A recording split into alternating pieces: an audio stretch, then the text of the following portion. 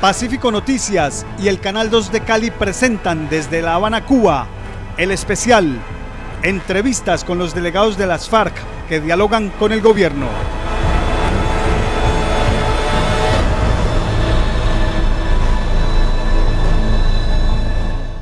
Buenas noches.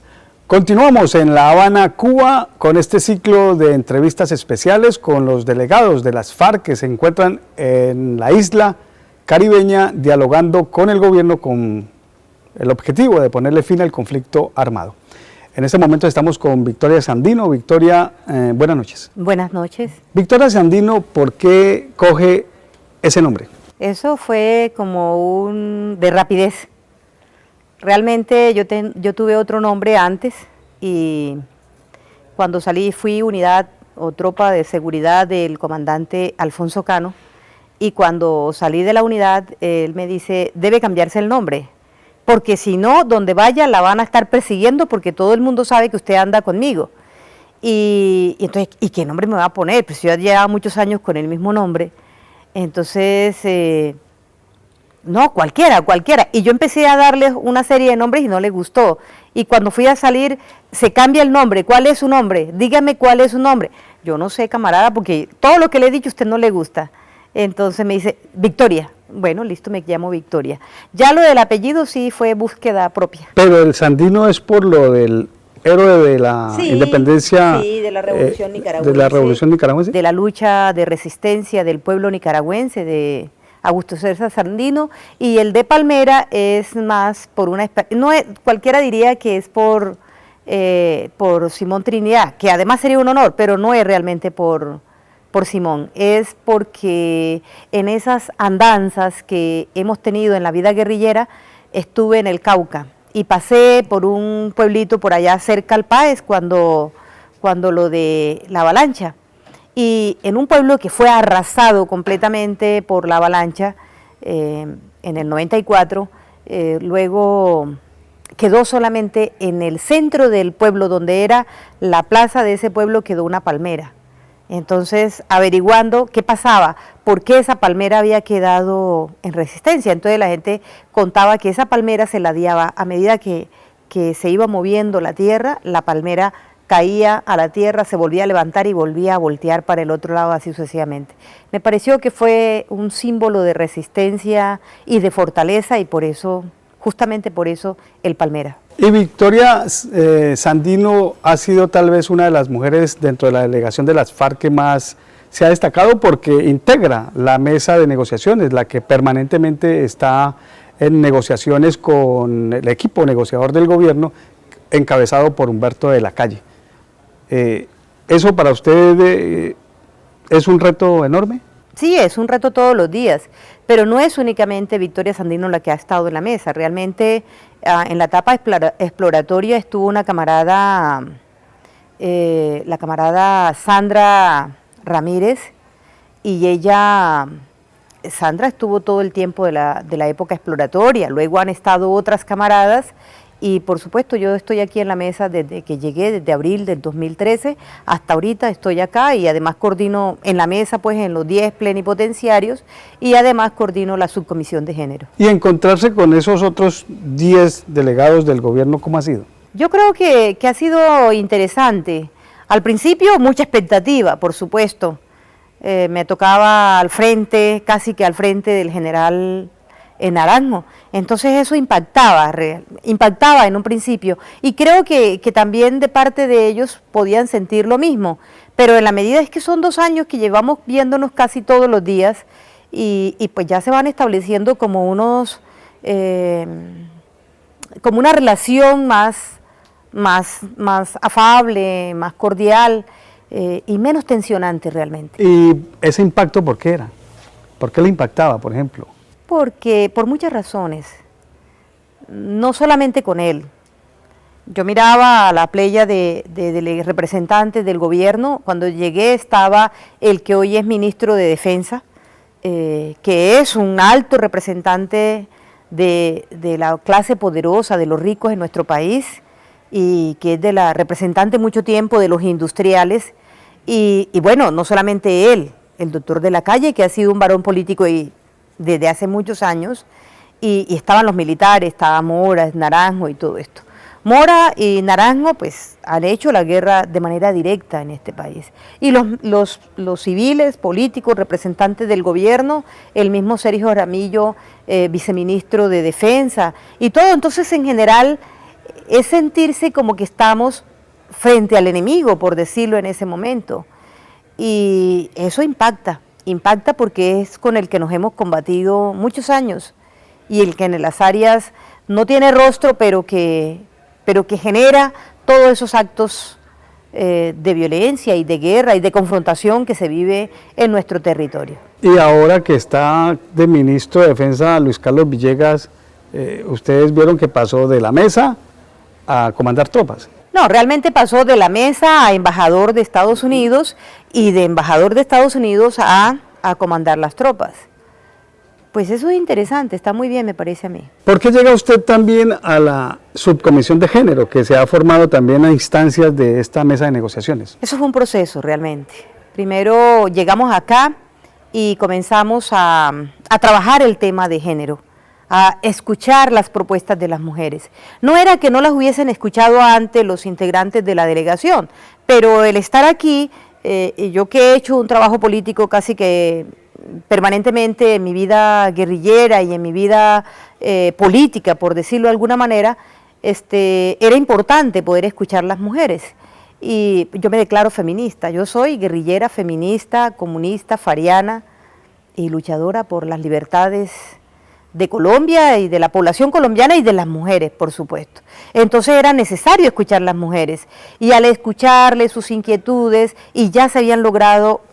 Yo llego y al mes se logra el acuerdo agrario, el primer punto de la agenda, y luego el de participación política. Entonces era necesario de alguna manera reorganizar los acuerdos para incluir a las mujeres de manera decidida en todo el proceso de conversaciones, y por eso hicimos la propuesta que además contó con el aval de las otras mujeres que estaban allí de parte del gobierno. Hicimos como un lobby entre las dos partes, las mujeres de las FARC y las mujeres del gobierno, y se logró concretar la subcomisión de género que hoy viene haciendo su trabajo a lo largo de todo lo que desde que se constituyó y hasta que termine el proceso, ojalá con un acuerdo final. De las delegadas del gobierno, ¿qué mujer la ha impactado a usted, la ha sorprendido? No, yo las respeto mucho a todas estas señoras, pero hay una relación bastante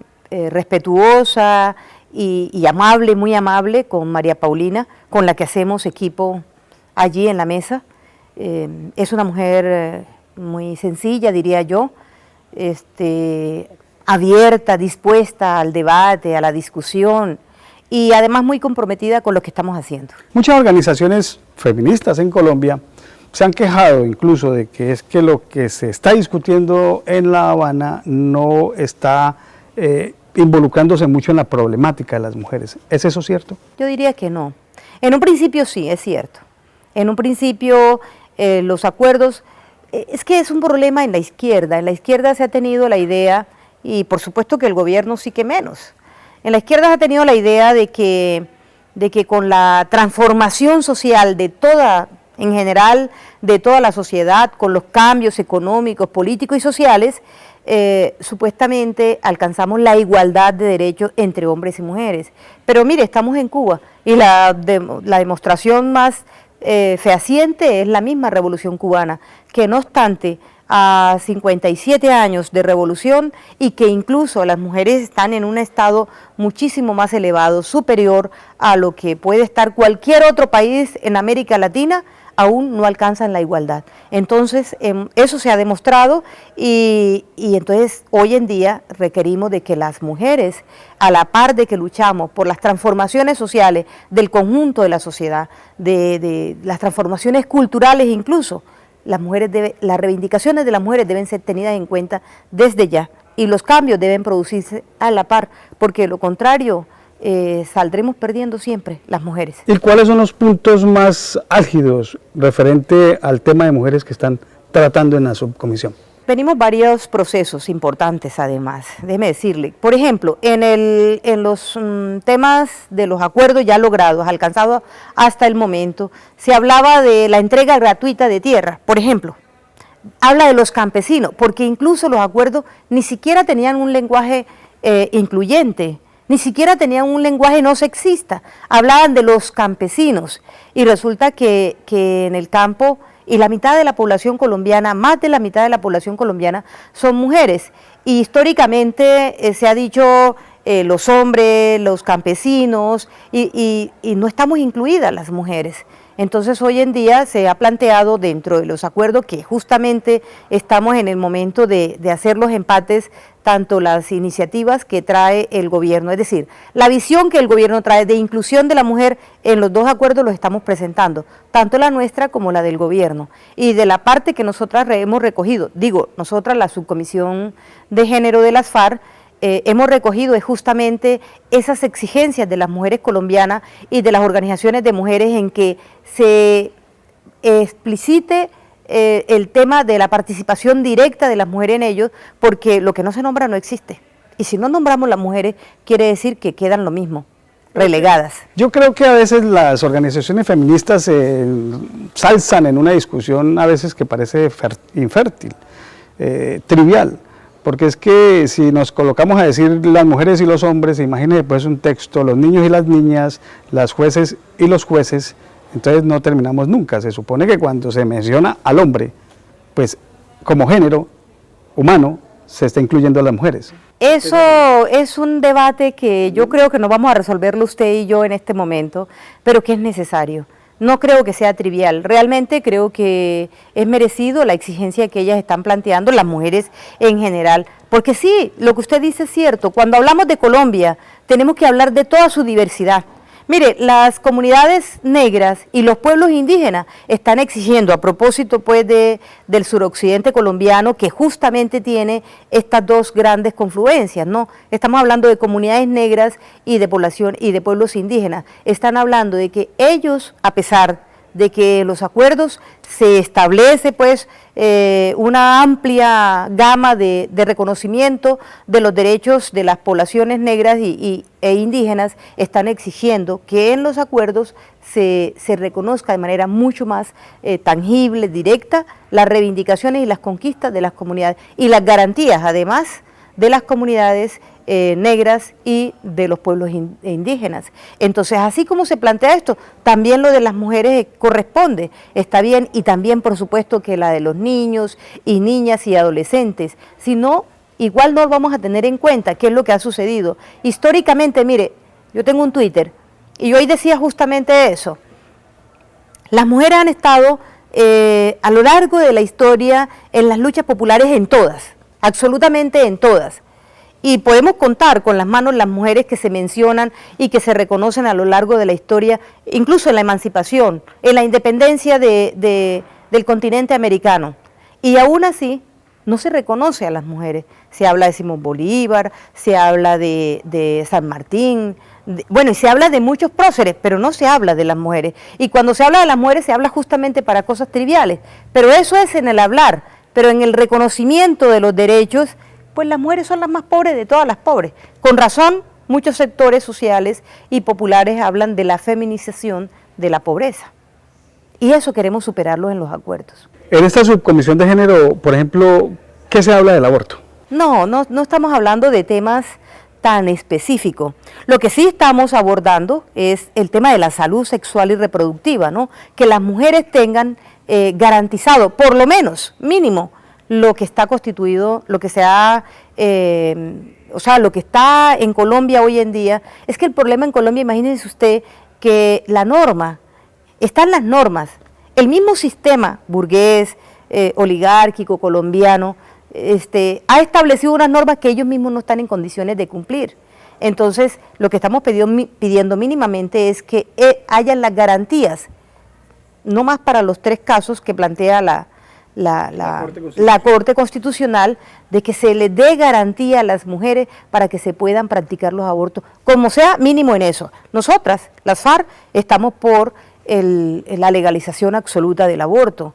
De hecho, nosotros en nuestra fila lo tenemos como un derecho, un derecho de la guerrillera, el cual no vamos a renunciar. Pero aún así estamos exigiendo es que se cumpla la norma. Muchos nos acusaban de que nosotros éramos una guerrilla más constitucionalista que el mismo gobierno. Victoria, recientemente se dijo que en las filas de las FARC las mujeres eran maltratadas, eran abusadas. Usted como integrante de la subcomisión de género, ¿qué dice? Mire, yo tengo 23 años en fila y sé lo que somos las guerrilleras farianas. Somos mujeres libres, libres. Y no es posible, o sea, no es posible que una mujer que ha ascendido a reconocer y conocer cuáles son sus derechos y que pelea de hombro a hombro con un hombre en la confrontación por construir un futuro distinto, se deja agredir. Eso no es posible. Además porque tampoco la norma nuestra lo permite. Además es es drásticamente sancionable. Entonces, por todas esas razones no es cierto que haya una política de las FARC de agresión hacia las mujeres o que el conjunto de los guerrilleros se dediquen a agredir a las mujeres, eso no es cierto. Lo que sí es que ocurren hechos, por ejemplo, de que hay machismo al interior de la organización, hombres y mujeres sufrimos o sufren de machismo, eso lo hacemos pues y no es en agresión, sino en actitudes sutiles que parecen normales, naturales, pero que en la práctica dejan el reflejo de ser machismo, o sea, de ser machistas, ¿no? Incluso en el mismo combate, en la confrontación militar, se refleja directamente ese machismo. Y bueno, eso lo combatimos diariamente con la formación en las unidades, con el respeto, con inculcar el respeto hacia la mujer y el respeto hacia la población en general. ¿Cómo llega Victoria Sandino a las FARC? ¿Qué hacía usted antes?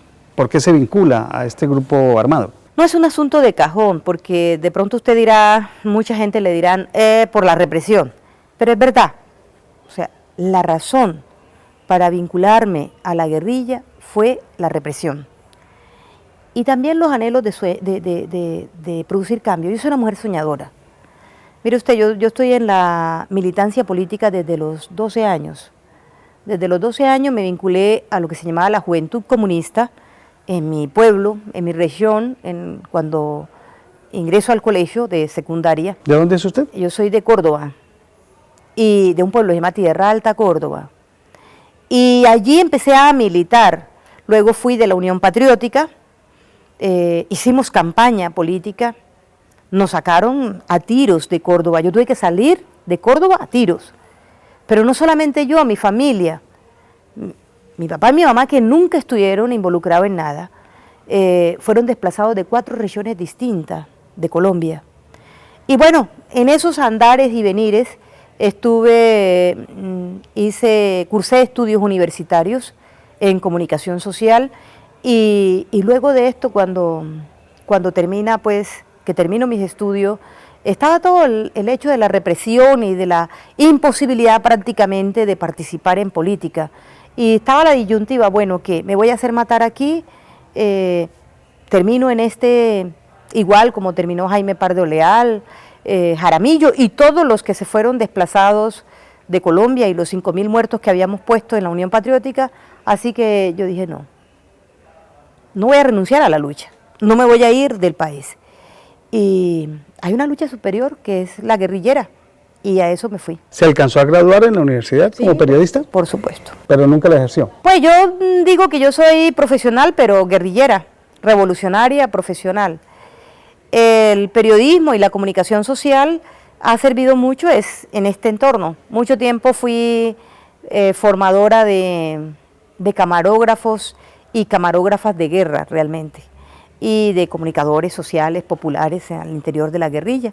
Luego el trabajo político en el movimiento bolivariano, porque me tocó asumir esa responsabilidad a partir del momento en que las FARC decide lanzar un movimiento político como el movimiento bolivariano, a partir del 98. Y usted como integrante de la delegación de paz, la que negocia con el gobierno, y desde su óptica de periodista, ¿cuáles son las expectativas en un acuerdo frente a los medios de comunicación? Bueno, los medios tienen que jugar un papel trascendental en el proceso de paz, pero posterior, si se logra el acuerdo, o sea, el acuerdo final, en el posacuerdo, los medios tienen que jugar el papel fundamental, porque hay que hacer una pedagogía de paz a nivel nacional, en las regiones, en los lugares más recónditos de Colombia.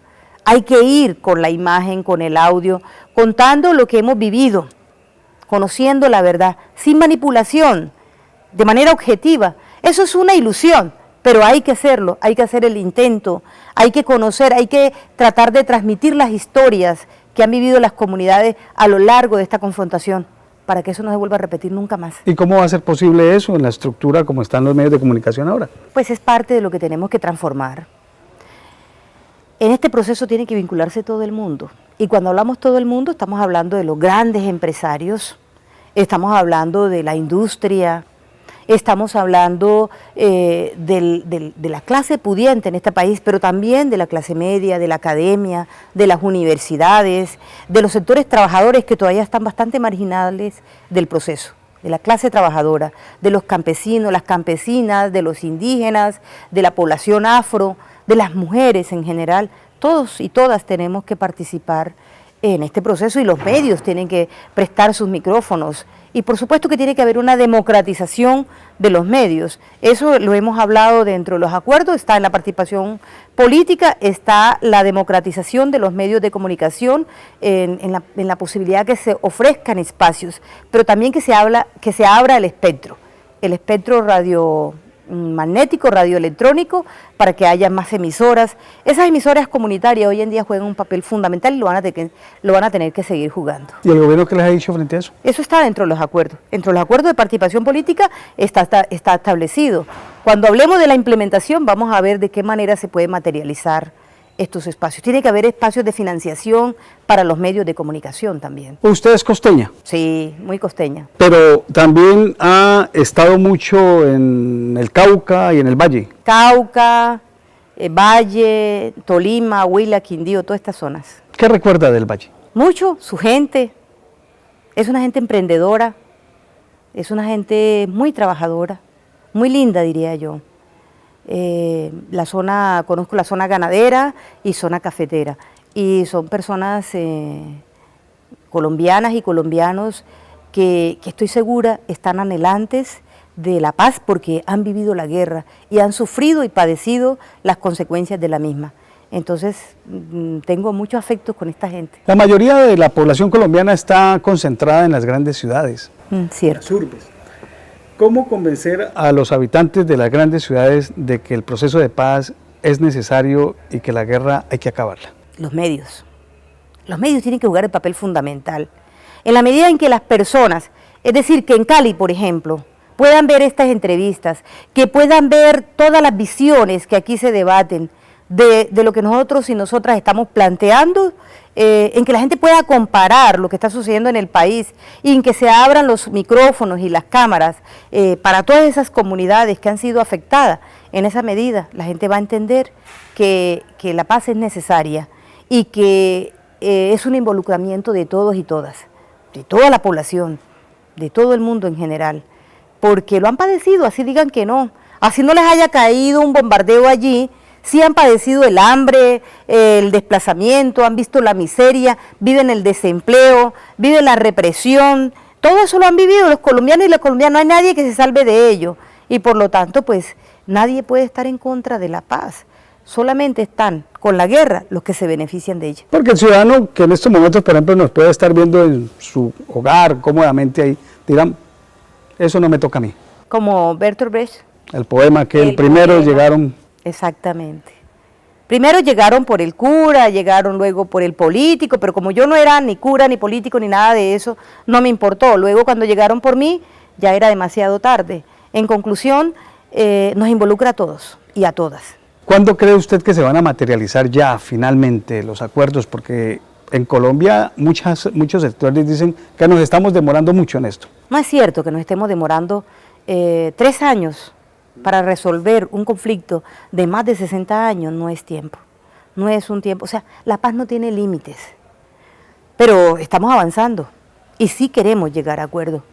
Es más, estamos a puerta de llegar a un acuerdo en materia de justicia, en materia del punto de víctima. Yo creo que en uno, dos o otros ciclos más podemos concretar definitivamente el cierre de este punto que lleva más de un año. Pero es que son muchas las víctimas de Colombia y por eso ha sido el punto que más ha durado, realmente ha sido. Pero además porque también la metodología se cambió, porque a la par estamos discutiendo, está la subcomisión técnica, es decir, hemos venido discutiendo el punto 3 de la agenda, que es fin del conflicto, y tenemos allí pendiente que tenemos que empezar a abordar el punto 6, el de la implementación y refrendación de los acuerdos. Entonces, pues vendrá el momento en que lo abordemos. Nosotras y nosotros tenemos mucho interés en que se haga pronto. A propósito de víctimas, usted fue una de las encargadas de recibir a los integrantes de los 5 grupos de víctimas que participaron aquí en La Habana con sus dramas, con sus historias, sí, con todo esto que duele. Sí. ¿Cómo fue esa experiencia? Fue muy dura, pero muy buena también. Muy dura porque pudimos conocer de manera directa el sufrimiento de todas las víctimas, de todas. A pesar de que en los 60, las 60 personas que llegaron acá a La Habana no representó el universo total de víctimas que hay en Colombia. Pero sí, llegó un número representante y vernos allí con todas estas personas y ver la solidaridad. Mire que esas audiencias nos generaron, en mí generaron mucha expectativa y generaron también esperanza, porque ahí había gente de todo tipo. Había víctimas de Estado, víctimas del paramilitarismo que siguen siendo víctimas de Estado. Había gente que había sido afectada, víctimas por la guerrilla, que había sido afectadas por nosotros y nosotras, por la organización en general. Pero el espíritu de esta gente no era un espíritu de rencor, no era un espíritu de revancha, no era un espíritu de venganza, era de reconciliación. Esa es la esperanza. Nos tenemos que reconciliar.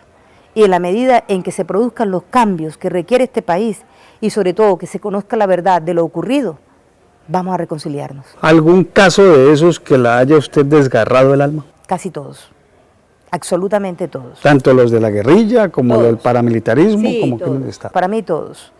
Pero hay unos casos muy terribles, terribles. Por ejemplo, una señora del Tolima que llegó, que ella, es que es muy doloroso. Ella estaba embarazada y fue capturada por el ejército. Fue pateada, abortó y su feto se lo echaron a los perros, los tipos de la patrulla. Eso es desgarrador, eso es doloroso. Y así todas las historias de cada una y de las víctimas que llegaron, eso es aterrador. De todos los que han vivido, de la señora, de la hermana, de los diputados. De Ángela Giraldo, la hermana de Juan Carlos Giraldo. Exactamente, desgarrador. Porque el dolor es uno solo. El dolor no tiene color político, no tiene ideología, el dolor se siente. Y estas personas, las víctimas, los sobrevivientes lo sentían.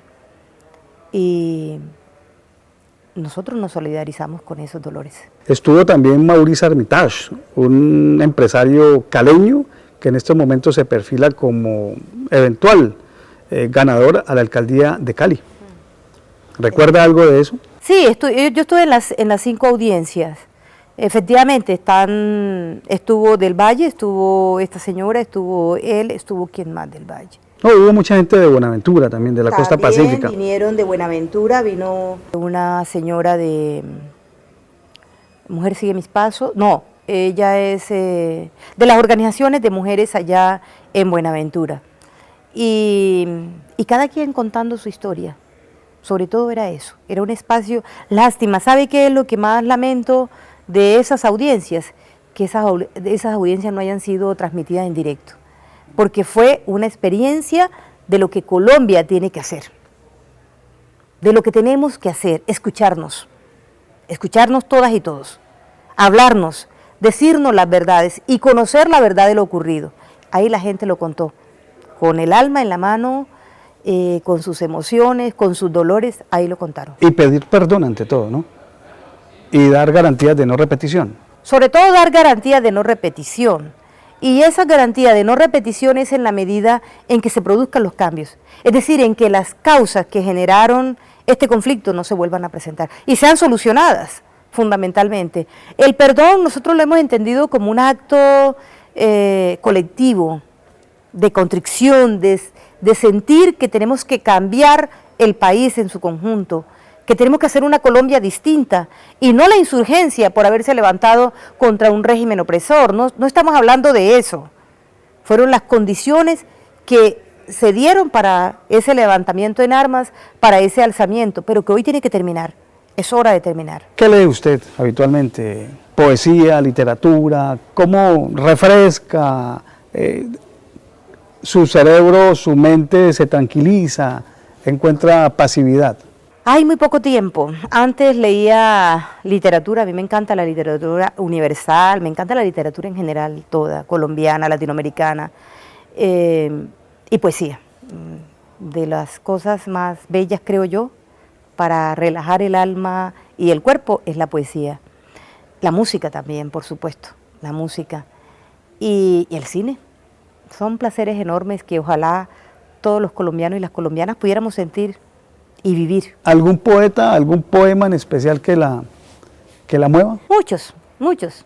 Ahorita, históricamente, pues, por supuesto que Neruda, el poeta uruguayo Benedetti, poetisas colombianas y colombianos también, muy buenos. Porfirio Barbajacó, el mismo de Grave, el paisa, el nadaísta, Arango, algo de la poesía de Patricia Ariza, de Carranza, en general mucha poesía y literatura, me encanta. ¿Qué piensa hacer usted en el posacuerdo? ¿Cómo se ve? Trabajar muy duro, en política por supuesto, con las comunidades, en las regiones, construyendo hombro a hombro la paz con todas las colombianas y los colombianos donde sea posible. Ojalá pueda volver allá a esas zonas. ¿A cuál zona? Estoy hablando del Tolima, del Huila, del Cauca, del Quindío, de Nariño, del Valle. Todo eso esa área que fue durante mucho tiempo área de operación, llamamos nosotros. Victoria, ha sido para mí muy ilustrativo hablar con usted, una de las pocas mujeres que integra la delegación de la negociación de las FARC, la que se sienta frente a frente con los delegados del gobierno y que saber qué aportes le están haciendo a todo este tipo de negociaciones. Yo quisiera, muchísimas gracias a usted también, pero me gustaría hacerle una aclaración. Realmente no somos pocas mujeres. Mire, en la guerrilla somos alrededor del 40% y eso se ve reflejado. Las mujeres representamos el 40% en promedio y eso se ve representado en la delegación de paz. De 40 somos 17 mujeres. Y han estado históricamente, o sea, desde el inicio de las conversaciones las mujeres hemos estado. Lo que pasa es que pues no somos todavía integrantes del secretariado, eso es cierto, pero sí estamos en distintos, son mujeres que somos comandantes, que tenemos responsabilidades en la organización, pero también hay un grupo de muchachas jóvenes que vienen aportando al proceso de manera muy decidida y que yo en lo personal reivindico muchísimo. Mucho porque es eso, es el desconocimiento que nos lleva a decir que no estamos, y sí estamos. Bueno, precisamente para estos son esos encuentros, para descubrir qué es lo que se está allí tejiendo, cómo se está construyendo todo este proceso que ojalá nos saque de esta guerra. Anhelamos de corazón, anhelamos que termine y que podamos construir un país distinto. Nos lo merecemos, toda Colombia se lo merece. Y el objetivo fundamental de estos especiales, amables televidentes, es que ustedes conozcan de primera mano los planteamientos que está haciendo la guerrilla de las FARC en la mesa de negociaciones y qué visión de país tienen estos hombres y mujeres que han decidido levantarse en armas contra el Estado. Victoria, muchas gracias. ¿Algo más finalmente para decirle a los televidentes de Pacífico Noticias? No, un abrazo bien grande a toda la población vallecaucana y del Cauca en general, nariñense, del Tolima y Huila, que a veces también se se ve Pacífico Noticias también en algunas regiones, allá en estos departamentos. Pero sobre todo es la esperanza que tenemos en la paz, en que podamos alcanzar por fin. Y toda esta zona que ha sido tan golpeada por la guerra, que la ha padecido en carne propia, que podamos encontrarnos, que podamos reconciliarnos entre colombianas y colombianos y construir el país que queremos. Esta zona más que nadie se lo merece. Muchas gracias, Victoria. A ustedes, televidentes, muchas gracias por habernos acompañado hoy nuevamente en un especial con los delegados de paz de las FARC. Los esperamos en una próxima emisión. Muy buenas noches. Pacífico Noticias y el Canal 2 de Cali presentan desde La Habana, Cuba, el especial Entrevistas con los delegados de las FARC que dialogan con el gobierno.